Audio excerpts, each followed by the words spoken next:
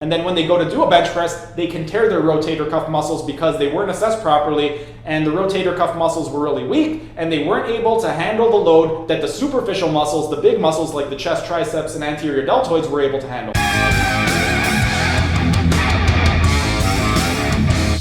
Hey everyone, thanks for tuning in. Today I'm going to be discussing the importance of being properly assessed. But before I start, I'd just like to ask that if you enjoy these types of videos, be sure to smash that like button so I know to make more of these types of videos in the future. And if you're either new to the channel or haven't subscribed yet, be sure to subscribe to the channel and hit the notification bell as I will be uploading new videos every single day. Now on to the topic at hand. Why is it important to be assessed properly? Well, I'm going to break this video down into several different topics. First, I'm going to be discussing what should happen before you make your first visit. Next, I'll be discussing some standard measurements, some static posture, joint mobility, flexibility, movement patterns, all that type of stuff. I will then get into some specialty tests for special populations and people with very specific goals. Now, if there's a particular topic that interests you and you don't want to watch the entire video, you just want to go straight for that one part, I will be including some timestamps in the descriptions. So if you don't want to watch the entire video and you're interested in one particular topic, go ahead, look in the description at the timestamps, and skip ahead to the part that you want to watch.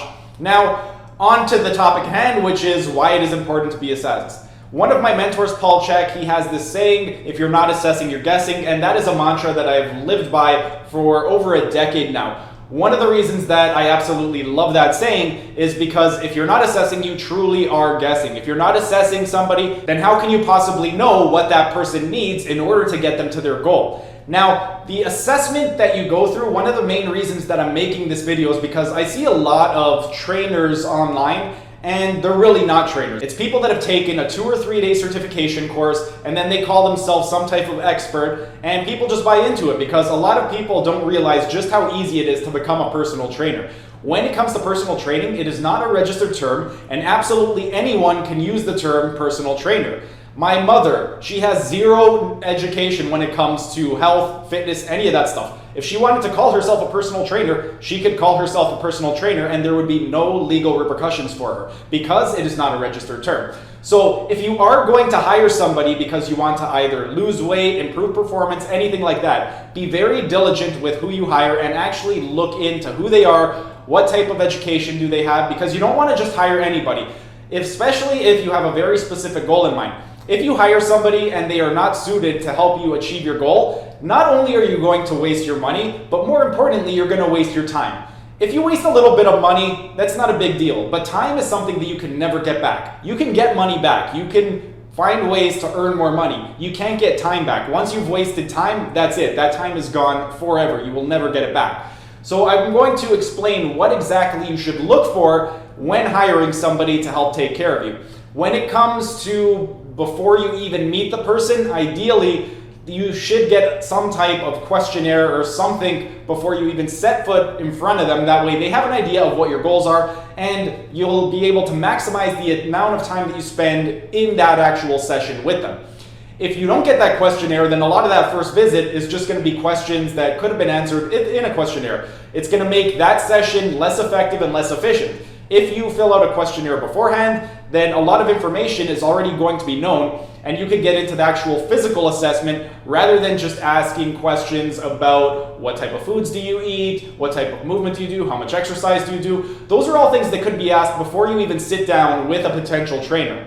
Now, one of the things when it comes to the questionnaire, there are 4 questionnaires that I give every single one of my clients before I even meet them for the first time. I give them a medical questionnaire. That medical questionnaire will go over their medical history. Do they have issues with blood pressure, cancer, diabetes, any of that stuff? Does it run in the family? Another question I will give them is a lifestyle questionnaire. The lifestyle questionnaire, I want to know what type of foods do they eat? What type of water are they drinking? What type of beverages aside from water? Are they drinking a lot of wine, a lot of alcohol, anything like that? Another questionnaire is going to be a health appraisal questionnaire. The health appraisal questionnaire is the most important of all the questionnaires that I give out. The reason is because the health appraisal questionnaire is broken down into 12 different sections. Each section is broken down into subsections, and every single section correlates to a different physiological function in the body. So if somebody is very stressed from a physiological standpoint, that questionnaire is going to let me know that that person is stressed. And depending on their level of physiological stress, I know how hard I can train that person. If I have a professional athlete who is under very low levels of stress, I can push them as hard as I want.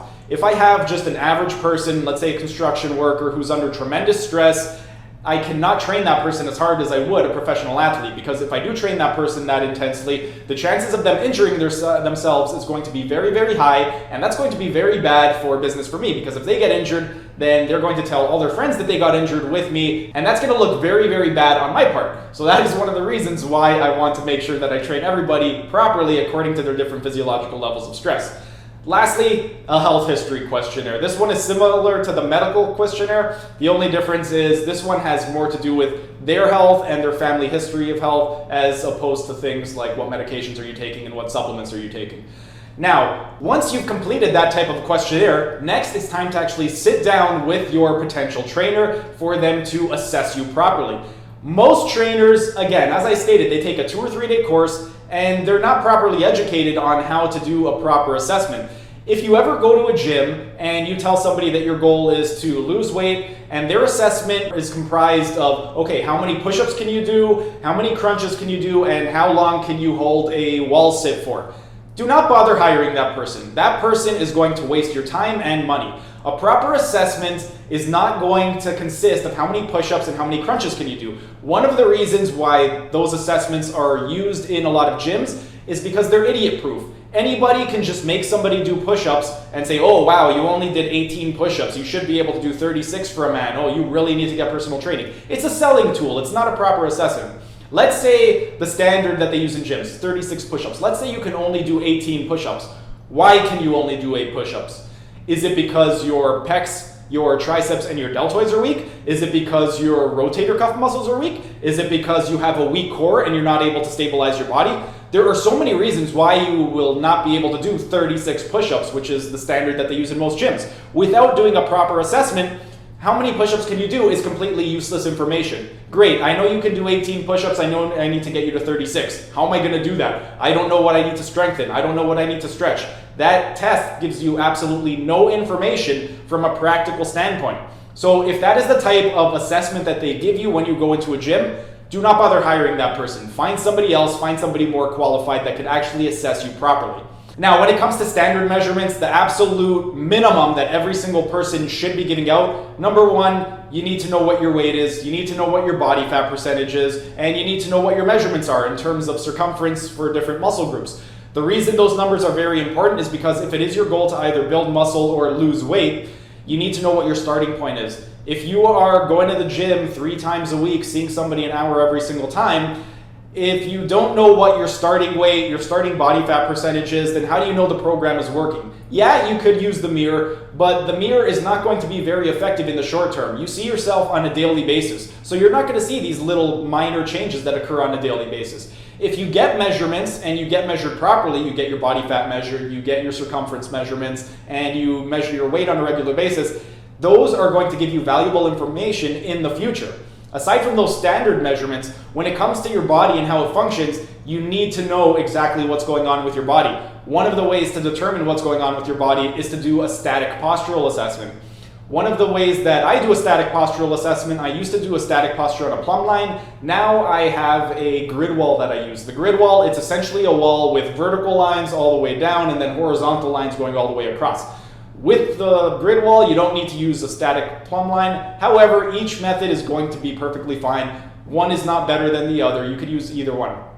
One of the reasons why the postural assessment is going to be very important is because it's going to give a lot of information. With the postural assessment, ideally you want to have a view from every single angle of the body. You want to get a frontal view, one from the right, one from the left, one from the back. That is going to be very pivotal in determining how to write a proper program. If you don't know what their posture is like, you don't know which muscles are going to be under tension, and you don't know, based off of that information, okay, what do I need to strengthen, what do I need to stretch? If you know which muscles are short and tight and which muscles are long and weak, you know, okay, the long and weak muscles, we need to strengthen those. The short and tight muscles, we need to stretch those.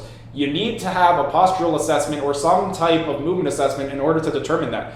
So if you go to see somebody and they don't even bother taking a look at your posture, again, don't hire that person. Find somebody else. Find somebody more qualified who can help you and won't waste your time and money. Once you've had your posture assessed, next, ideally you would want to get a joint mobility test done. The joint mobility test is going to be really good because it will allow you to see how your joints are moving and if you have any areas where they're a little bit stuck, and that will allow you to determine what type of mobilization work you need to incorporate into your routine.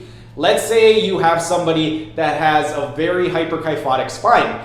They are going to be limited in joint mobility when it comes to extension of the thoracic spine. If they are limited in extension of the thoracic spine, then you know, okay, well, I can give this person a thoracic foam roller exercise to help mobilize the thoracic spine. Or, okay, this person is very flat in their lumbar spine. I want to give this person something like a Mackenzie press up to improve the lordosis in their lumbar spine. When it comes to the spine, you have 3 curves. Well, you have more than 3 curves, but in terms of writing programs, the 3 main curves when you are going to write a program are going to be the cervical, the thoracic, and the lumbar curve. The cervical curve is a lordotic curve, the thoracic curve is a kyphotic curve, and the lumbar curve is a lordotic curve. When you hear that somebody has a kyphotic curve, that is normal. If they have a kyphotic curve in their thoracic spine, there's nothing wrong with that. What you don't want to hear is hyperkyphotic or hypokyphotic. When you hear that, when there's a hyper or hypo in front of that, if it's hyper, it means there's too much. If it's hypo, it means there's not enough. So if somebody is hyperkyphotic or hyperlordotic, what you want to do is give them exercises to help to minimize those curves a little bit and bring it into just a regular kyphotic or regular lordotic curve. When it comes to hypo, if they are hypolordotic or hypokyphotic, that means they don't have enough of a kyphosis or lordosis. For those types of people, you would want to give them exercises to increase the curvature to bring it back to a neutral curve. Once you've established how their joints are moving, then you could get into different types of range of motion tests, things like flexibility tests, and do length-tension relationship tests. The reason that's going to be important, again, it's going to come down to which areas are short and tight, which areas are long and weak.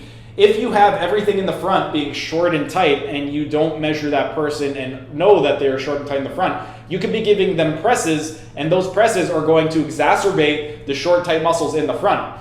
What you should be giving that type of person is giving them exercises to help strengthen the back of the shoulders, the scapular retractors, the external rotators. You need to know how their posture is in terms of their flexibility in order to give them those proper exercises. Once you've determined whether or not they have adequate amount of flexibility all over the different joints, then ideally you would want to do a strength test. The strength test, it's going to be very dependent person to person and what the person's goal is. If you are just a regular person looking to get a little bit stronger, improve your body composition a little bit, then you don't need to do something like a 1 rep max testing. That is going to be reserved for more advanced lifters and professional athletes. If you are somebody who is just new to the gym, you should not be taken through a 1 rep max test on the very first day. Ideally, for that type of person, you would want to do more joint work in terms of strength. So you want to test the strength of the different joints and see, okay, how's their strength when it comes to flexion, extension, abduction, adduction, all that type of stuff. Also, you want to be able to see what their strength endurance is. For those stabilizer muscles, the really small muscles that help to stabilize your joints, not the big superficial muscles, those should have a decent amount of strength endurance. If you're not able to hold a position for a very long period of time, then your stabilizers are going to be weak, or at least it's indicative of possible weakness in your stabilizers. There could be other things, won't get into that right now, but it will be very important to determine the strength in those stabilizer muscles moving forward. If you know that they're weak in a particular area, then you know to incorporate some exercises to help improve strength in those stabilizers. Let's say somebody has really weak rotator cuff muscles and you don't do a test to determine the strength in those muscles. You can give them a bench press, and then when they go to do a bench press, they can tear their rotator cuff muscles because they weren't assessed properly and the rotator cuff muscles were really weak and they weren't able to handle the load that the superficial muscles, the big muscles like the chest, triceps, and anterior deltoids were able to handle.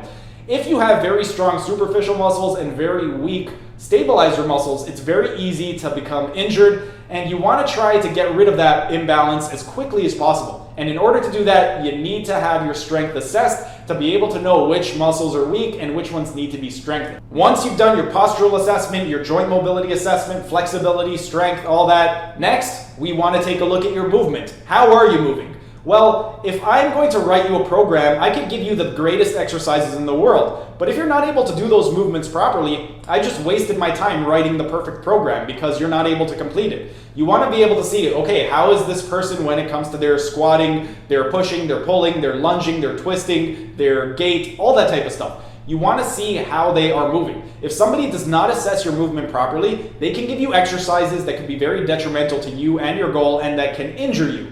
If I give somebody a squat who is not able to squat properly, they can hurt their back, they can blow out their knee. There's a ton of implications of giving somebody an exercise that they're not ready for. And in order to know if somebody is ready for an exercise, you need to perform a movement assessment to see if they're able to perform the movement that you want them to perform. Now, piggybacking off of the movement assessment, I also like to do a gait analysis. The gait analysis, if you are somebody who is going to be giving somebody a lot of cardiovascular work, then a gait analysis is going to be really important. Because when you do a gait analysis, you can see how is somebody's form and function when they are walking, when they are running, when they are sprinting. If you don't perform a gait analysis and you make somebody, let's say, run on a track, they can blow out their knee, they can rupture their ankle. There's a lot of things that can go wrong if their gait is not proper. If they have a proper gait, then you can make them do things like sprints, runs, all that type of stuff, and you don't really need to worry about them. Now with the gait analysis, depending on the person, if it's somebody that's not going to be doing running or any of those types of activities, this is an additional one that you can perform. Me personally, I perform it on every single person that comes to me, but it's not necessary. If you're not making them run, you're not making them sprint or do any of that stuff, then it's not imperative to perform this one. However, if you are going to give them sprints or anything like that, then you definitely want to check this out. Because whenever you run, there's a lot of forces traveling through your knee. When you run, anywhere from 3 to 8 times your body weight of force is traveling up your kinetic chain. So every single step that you take, that's 3 to 8 times your body weight of force traveling through your knee.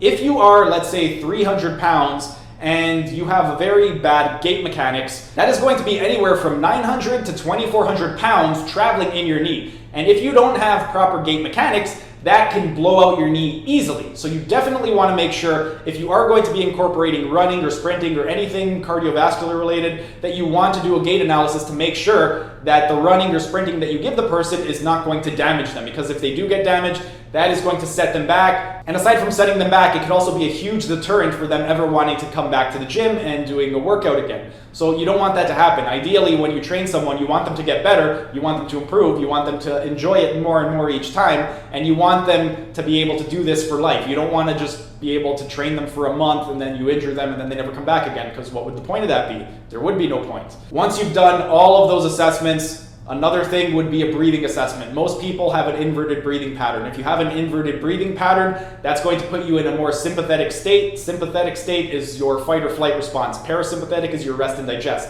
If you're constantly in a sympathetic state, you're always going to be in that fight or flight response. It's going to impede your digestion. It's going to affect how you sleep. It will have a whole host of negative consequences, which is why the breathing assessment is going to be very important. When it comes to your breathing, ideally, the first 2/3 of your breath should come from your belly. The last third should come from your chest. On the exhale, it should be the opposite. The first third of the exhale should be your chest coming down. The last 2/3 should be your stomach coming in. The other thing, aside from just stomach and chest, you want to make sure that somebody is breathing 3D. What that means is that in 3D breathing, you're not just breathing front and back from the stomach and chest, you're also breathing laterally. The ribs should expand out and come in, and vertically. Your shoulders, your traps, they should come up and down. Now, I'm not talking about like that, but when you do breathe, when you inhale, on a big inhale, the shoulders should elevate a little bit. You're not doing a shoulder shrug, you're not activating the muscles to raise your shoulders, but they should naturally elevate a little bit. So that is what I mean by 3D breathing. Front and back, side to side, and then up and down. You should have all three of those. Aside from those tests, if you are somebody with special conditions, there are some specialty tests that should be administered. Those specialty tests, it's going to be dependent on what exactly the reason is for your visit. If you're coming to somebody because you have medical conditions and you need your nutrition to be improved, then ideally some tests that I personally like to do with those types of patients are going to be a blood glucose test, an HCl test, a zinc tally test. Those are the 3 basic ones that I do with every single person that comes to me with nutrition. I'm not really going to get into the specifics of these tests because, again, they are specialty tests and most people are not going to have these done unless you have some type of medical condition or you need some really severe nutritional counseling. But those are just 3 tests that would be very, very good if you are going to somebody specifically for nutrition. Blood glucose, HCl, zinc tally. Most people are going to have elevated blood glucose levels. most people are going to be deficient in HCl. If you're not producing a lot of HCl in your gut, you're not going to digest your foods properly. If you're not digesting your foods properly, it's just going to sit in your gut and ferment rather than being digested. And if it's not being digested, you're not absorbing all the nutrients in your food, and you're basically just pooing out all your food without reaping any of the benefits of the nutrients. And with the zinc tally test, most people tend to be deficient in zinc, which is why personally I love to do a zinc tally test with all my clients. However, these are 3 tests that are not mandatory. You don't need to do these. They are great to do as an additional reference, but it's not something that you need to do in order to have a program written for you. Now, if you're coming to somebody and you have neurological pain, let's say you have issues with sciatica, or you have some type of nerve pain in the shoulder, so the brachial plexus, anything like that, ideally, there should be a neurological test that is administered to you. If you don't have a neurological test done, then you could be given exercises that could cause even further nerve damage or that are just inappropriate for you. Let's say you're doing a nerve test and somebody has numbness where they can't feel something. Well, if they can't feel something in a particular limb, then giving them an exercise for that limb can be very dangerous, because if they can't feel it, then the chances of them injuring themselves is going to be very, very high. So if they do show up positive on any of the neurological tests, then ideally you would not want to give them exercises for those body parts. Not weight training exercises. You would want to do other things like mobilization work, stretching work. You could do some neurological screening and some neurological testing and some neurological flossing, that type of stuff, to help mobilize the nerve a little bit more. But you wouldn't want to give somebody exercises in those areas if they have any type of loss of sensation in those areas. It could be very, very dangerous. Finally, another one that is going to be very, very good, not mandatory, but me personally, anybody that comes to me, I like them to give me some blood work. Blood work is going to be very important because it will let me know exactly what's going on inside. People can always lie to you about how they eat, what type of supplements they take, anything like that. And even if they're not lying, people are just inaccurate when it comes to giving you that information. When it comes to their nutrition, when it comes to how often they work out, all that stuff, what somebody tells you is completely different from what they actually do. And this isn't because they're trying to lie to you. A lot of times it's just people are unaware of all these extra foods they're consuming or activity that they're not actually doing. So by getting blood work, there's no subjectivity to it. It's completely objective. The numbers are the numbers. There's no way to cheat a blood test. Well, there are ways to cheat a blood test, but the average person coming to you, if they're not a professional athlete, they're not going to know how to cheat a blood test. So the results of their blood test are going to be the results. Whatever it says on there, it'll give you a better indication of what to do in terms of what type of supplements, what type of nutrition. If you are going to be going that route with blood work and nutrition and supplements, you do need to be qualified. If you just have a regular personal training certificate, then you should not be giving nutrition or supplement advice. You can make some recommendations, maybe say this is what I do, but you should not be saying eat this or take that. That is for people who are qualified to give out supplement and nutrition advice. So those are just a few tips I can give you when looking to hire a personal trainer. Ideally, you want to make sure that they are assessing you properly. If they're assessing you properly, then it's going to be easier to write a program that's specific to you and your goals. If they're not assessing you, then the program is going to be generic and you're not going to get the results that you want to see. If they are not properly assessing you, then don't bother hiring that person. Go to somebody else who's going to properly assess you, because if you're not being properly assessed, then your goals are not going to be reached as effectively and efficiently as possible. You want somebody to assess you properly. I cannot stress enough how important it is to be assessed properly. If you are not assessed properly, the chances of you being injured when you're in the gym increase exponentially. If you are assessed properly, then you know what exercises you need to do, how much of it you need to do. And if you're not sure how to find a qualified trainer, go to my website, teameuphoric.com, go to the About Us tab. On the About Us tab, I have all of the different courses that I've taken aside from my post-secondary education. All of those courses, they have links redirecting you to the Institute's websites. Once you go to the Institute's websites, you can find practitioners in your area. So if you're not able to come to me because you're too far away, you can go to my website and find people in your area. That way you will be able to hire people who will better be able to help you rather than just picking any random person at the gym. Because most people and most trainers at the gym don't know what they're talking about. Most trainers at gyms, they've done a 2 or 3 day certification course, and their assessment is comprised of how many push-ups can you do, how many crunches can you do, how long can you hold an L-sit for on the wall. And none of that is going to yield pertinent information to when it comes to writing a specific program for you and your specific goals. That covers it for today's video. I hope you enjoyed it. If you did enjoy it, be sure to smash that like button so I know to make more of these types of videos in the future. And if you're either new to the channel or haven't subscribed yet, be sure to subscribe to the channel and hit the notification bell, as I will be uploading new videos every single day. That's it for today's video. Thanks for tuning in, and I will see you again tomorrow.